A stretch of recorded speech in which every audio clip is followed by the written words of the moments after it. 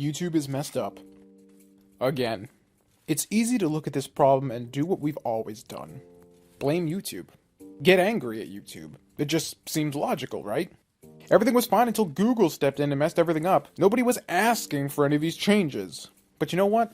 It's like the saying goes, fool me once, shame on you. Fool me twice, or 3 or 4 or 5 times as it is in this case, shame on me.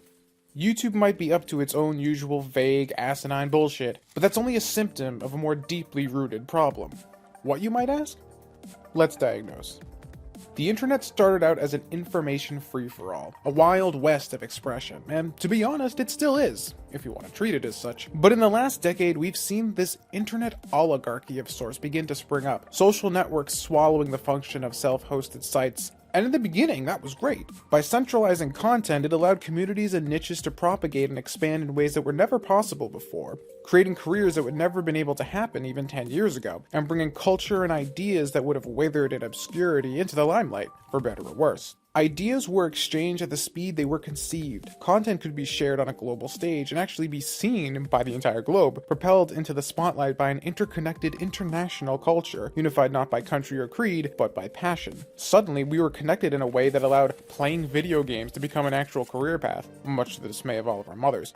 But then, the tone began to shift as these networks moved the internet into the mainstream and opened up creation and consumption of this new kind of media to everyone, regardless of their technical know-how, allowing for a simple, easy-to-use platform that takes all the grunt work out of building a presence online and expediting the returns on investment. Suddenly, celebrities weren't just on TV anymore. They sat in their bedrooms reacting to movie trailers traditional celebrities were featured in, pulling in millions of views and hundreds of thousands of dollars. And this piqued the interest of corporations that had long held a grasp on the flow of information and entertainment in TV, film, and print. They saw the potential in the new guards and began acquiring, manipulating, and controlling these networks. Or, even worse, the rapid proliferation and expansion of these sites turned the companies behind them into massive corporations themselves. What had started as a simple platform for expression, socializing, and creation had been twisted into just yet another avenue for profit. These entities using the services they pioneered or purchased to mine data, push agendas, and sell ad space. And despite the writing being on the wall, we'd all become so accustomed to having these services in our daily lives, to the point that we now carry them around in our pocket, none of us really gave much of a shit. So in that case, YouTube's bullshit, and Facebook's, and Twitter's, and the rest for that matter, are being enabled by us. Their problems are merely a symptom of the true disease,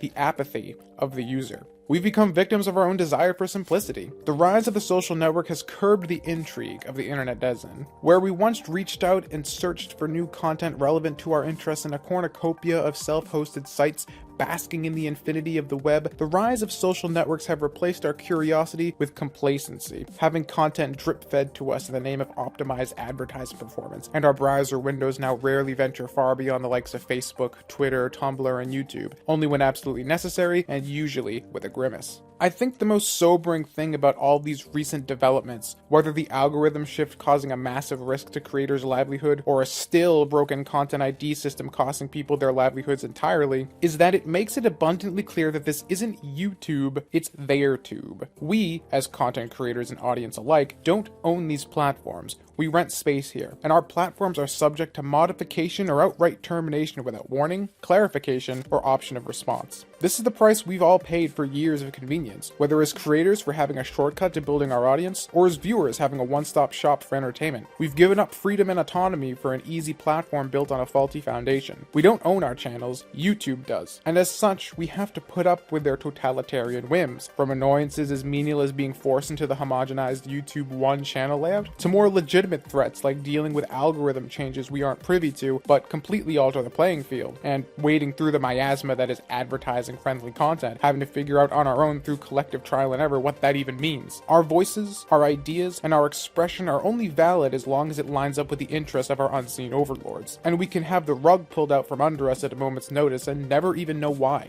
And the funny thing is, it doesn't even have to be this way. There's nothing stopping any of us from buying some hosting space and building our own website that can look and function however we want and be subject to no will but our own. We can be the kings of our own tiny castle instead of a vassal in the corporate kingdom. It's only our laziness at putting in the requisite effort to build such a thing, and the fear of having to stare down the void that is the modern web without our social network training wheels and build something from the ground up that keeps us from starting. And as audience members, we too could be more proactive in support for the handful of creators that do do strike out on their own, but too often we've become complacent in our come-to-us diet of easily discoverable content, unable to be bothered to do more than scroll through a feed that isn't even of our own design anymore, augmented by ever more present algorithms to best guess at what will keep us clicking our day away as we hop from one artificially curated piece of content to the next, all the while ensuring record profits for the companies behind the curtain.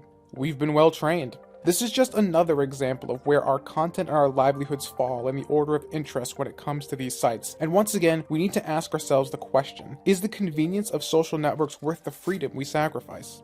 If it is, we really don't have the right to complain.